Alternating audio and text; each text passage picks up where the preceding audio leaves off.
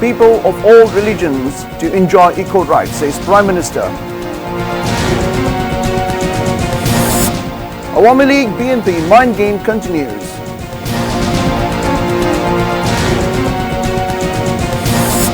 Israeli pounds West Bank after Gaza.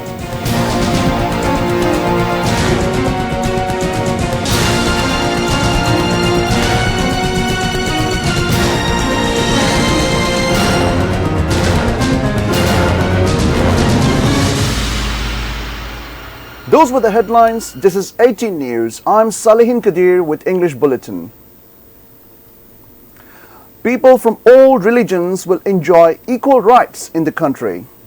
Prime Minister Sheikh Hasina made the remark in her address while visiting Dhakeshwari Temple in the capital on Sunday afternoon, marking Mahashtami.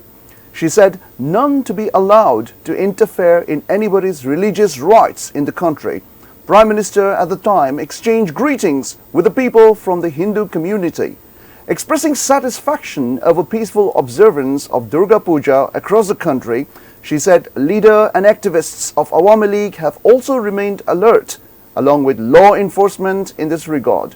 Sheikh Hasina also reiterated Bangladesh is always a country of communal harmony. Later, the Prime Minister also visited Ramakrishna Mission. Mahashtami of Durga Puja today. Already the rituals of Kumari Puja have been completed.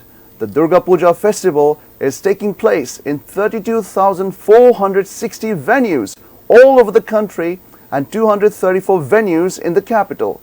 The main of Mahashtami is Kumari Puja that take place at Ramakrishna missions across the country. Besides, the Mahashtami rituals also include Shandhi Puja. The 5-day long festival will come to an end on Tuesday through Vijaya Dashami. Those who dream of going to power by grabbing roads and besieging roads, violating constitution, the desire will never be fulfilled. Awami League General Secretary and Minister for Road Transport and Bridges, Obaidul Qadir, made a remark at a discussion marking Road Safety Day on Sunday. The Awami League leader also said if BNP misses the election train in November, they will lag behind. He also criticized those responsible for loss of lives and vandalizing vehicles, taking opportunity of political unrest. Meanwhile, Minister for Information and Broadcasting, Dr. Hassan Mahmood, said that the BNP will give crawling program in future. He made the remark in a separate program in the capital on Sunday. BNP will hold peaceful grand rally in Dhaka on October 28th. No sit-in program of leaders and activists are given in the program. BNP Secretary General Mirza Fakhrul Islam Alamgir made the remark following a joint meeting of the party in capital's Noyapolton on Sunday. The meeting was organized to discuss how to make Grand Rally of October 28th a successful event. The BNP leader alleged that the leaders and activists of the opposition are facing indiscriminate arrest and filing of certain cases. Condemning Prime Minister's remark on an under-trial case, Mirza Fakhrul said, such remark from a person who holds top post of country's executive body is not befitting anyone.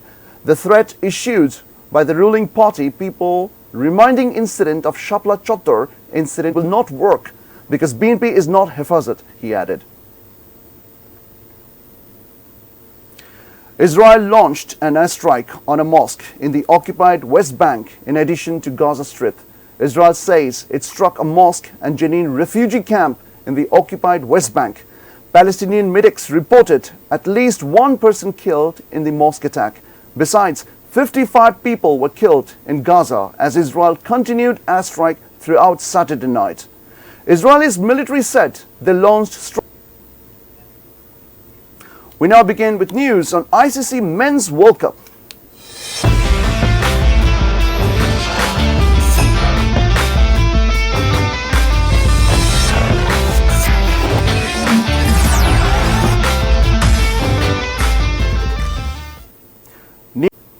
We now follow up with a short break and we will be back soon with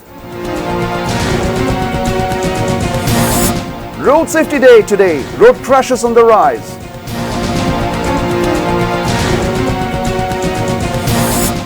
Russian missile attack killed 6 in Kharkiv.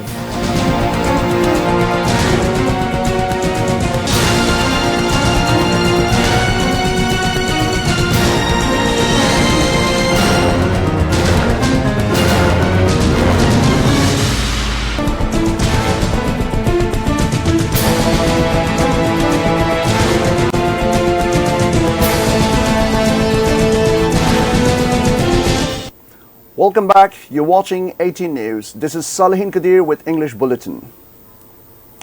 The country is observing National Road Safety Day today against a backdrop when road crashes continue to take valuable lives somewhere across the country. According to a statistics of Bangladesh University of Engineering and Technology, BUET, more than 3,000 people have lost their lives in more than 2,500 accidents. It happened in the first 10 months of this year. 4,000 people also suffered injuries within the same period. The road safety movement got momentum in 2018 after 2 college students due to reckless competition of 2 buses on Airport Road of the capital.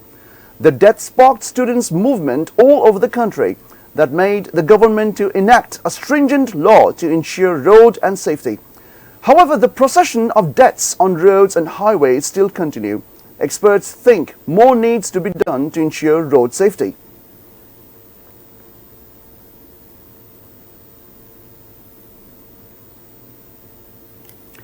Lawmaker, State Minister for Religious Affairs Shahjahan Mia has been laid to rest at Municipality Graveyard in Patuakhali. Earlier, his Namazi Janaza was held on Patuakhali Circuit House premises at 11 a.m. on Sunday. The Circuit House premises turned into a human sea as thousands of people gathered there to pay tribute and attend the Namazi Janaza of Shahjahan Mia. Later, his body was taken to his long-time working place, Patuakhali Lawyers Association premises. Later, the burial took place. Lawmaker from Patuakhali 1 and former State Minister for Religious Affairs, Advocate Shahjahan Mia, breathed his last at Bangabandhu Sheikh Mujib Medical University premises on Saturday.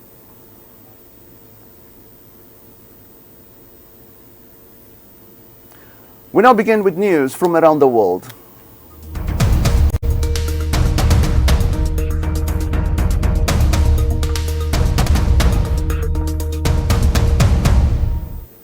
More news on Palestine-Israel. Conflict. Russia intends to hold another UN Security Council meeting to discuss on the humanitarian situation in Gaza and the war between Israel and Palestine Liberation Group Hamas. Russia's deputy UN envoy said on Saturday, Russia had convened first meeting on the war last Monday. Its ceasefire resolution failed due to opposition from 4 council members, including US, criticized its draft for not mentioning Hamas. Then Russia's deputy permanent representative to UN, Dmitry Polansky, said they will definitely convene new meeting as no one except for them dares to do so. He added, it is not yet confirmed how fast they will get next stage of trying to pass the resolution. Russia has repeatedly called for talks on ending the conflict that has risked undermining its growing ties with Iran and complicated its relations with longtime partner Israel. President Vladimir Putin spoke to Israeli Prime Minister Benjamin Netanyahu as well as Iranian and Arab leaders earlier this week in the hope of launching peace talks. The conflict between Israel and Lebanon has spilled over into the ongoing war within Israel and the besieged Palestinian territory of Gaza Strip. Israel shelled and launched drone strikes in southern Lebanon. Its opponent Hezbollah fired rockets and missiles towards Israel. Hezbollah said 6 of its fighters were killed Saturday, the highest daily toll since the violence began.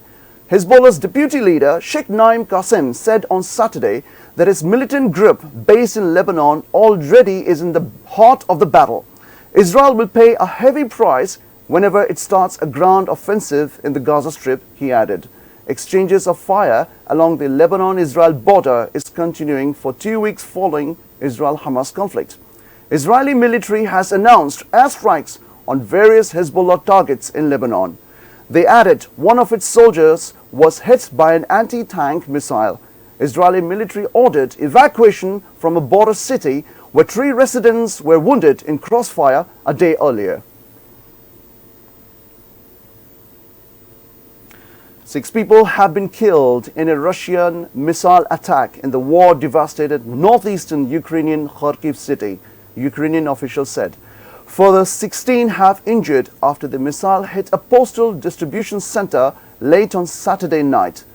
Governor of the broader Kharkiv region, Oleh Khobor, said on Telegram those killed and injured were employees of the postal center. Several of the injured were in the serious condition in hospital. Police said 22 people were inside when the suspected S-300 rocket hit the building. The siren sounded a second before impact and workers did not have time to run to the shelter.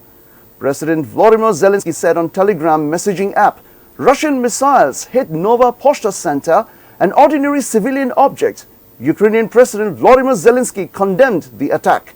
Although Russia has been indiscriminately targeting civilians since the war began, they are repeatedly denying its European claims. We now begin with sports news.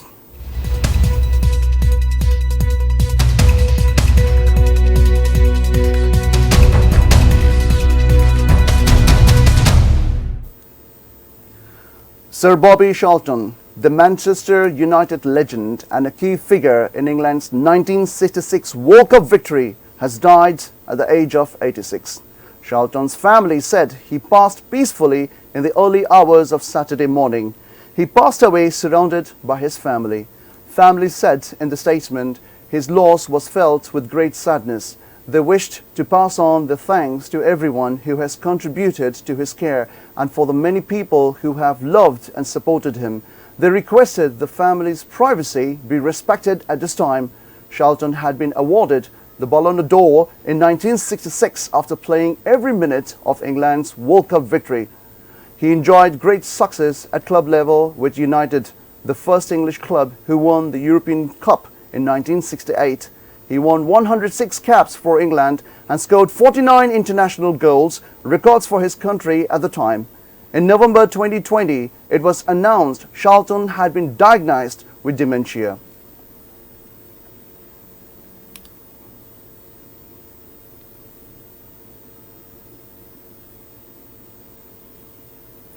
Before ending the bulletin, the top stories once again. People of all religions to enjoy equal rights, says Prime Minister. Awami League BNP mind game continues.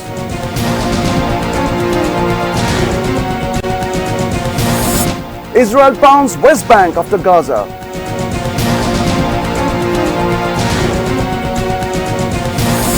Road Safety Day today. Road crashes on the rise.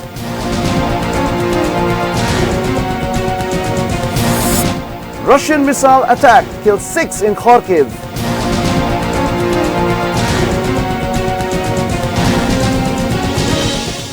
That's all from the newsroom for the moment. Thank you for being with us. Until then, see you soon.